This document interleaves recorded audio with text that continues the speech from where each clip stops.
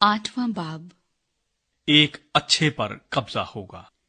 सब हुक्मों पर जो आज के दिन मैं तुझको देता हूँ, तुम एहतियात करके अमल करना, ताकि तुम जीते और बढ़ते रहो, और जिस मुल्क की बाबत खुदावंद ने तुम्हारे बाप दादा से कसम खाई है, तुम उसमें जाकर उस पर कब्जा करो।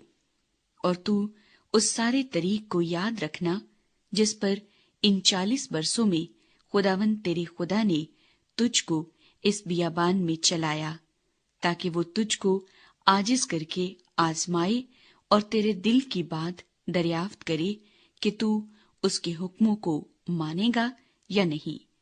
और उसने तुझको आजिज किया भी और तुझको भूखा होने दिया, और वो मन जिसे ना तू न तेरे बाप दादा जानते थे तुझको खिलाया, ताकि तुझको सिखाए कि इंसान सिर्फ रोटी ही से जीता नहीं रहता, बल्कि हर बात से जो खुदावंद के मुंह से निकलती है वो जीता रहता है। इन 40 बरसों में ना तो तेरे तन पर तेरे कपड़े पुराने हुए और न तेरे पांव सूजे। और तू अपने दिल में ख्याल रखना कि जिस तरह आदमी अपने बेटे को तनबीह करता है, वैसे ही खुदावंद तेरा खुदा तुझको तनबीह करता है।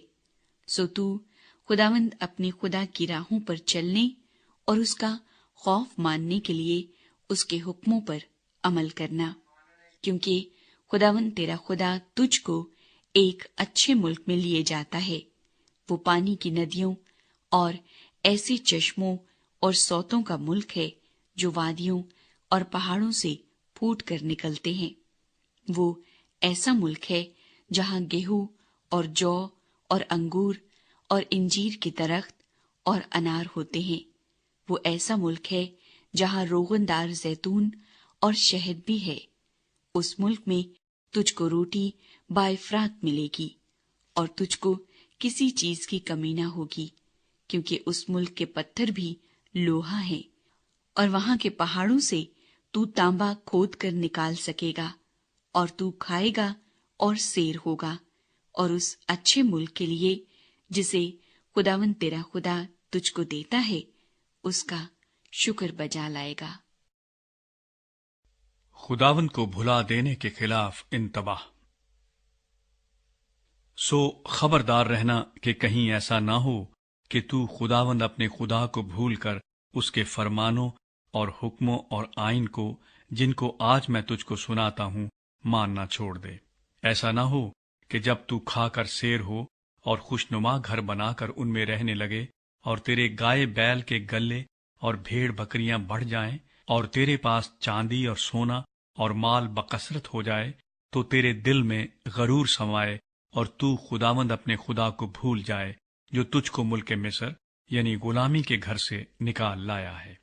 और ऐसे वसी और हौलनाक बियाबान में तेरा रहबर हुआ, जहां जलाने वाले सांप और बिच्छू थे, और जहां की जमीन बगैर पानी के सूखी पड़ी थी, वहां उसने तेरे लिए चकमक की चट्टान से पानी निकाला, और तुझको बियाबान में वो मन खिलाया जिसे तेरे बाप दादा जानते भी न थे, ताकि तुझको आजिज करे और तेरी आजमाइश करके आखिर में तेरा भला करे।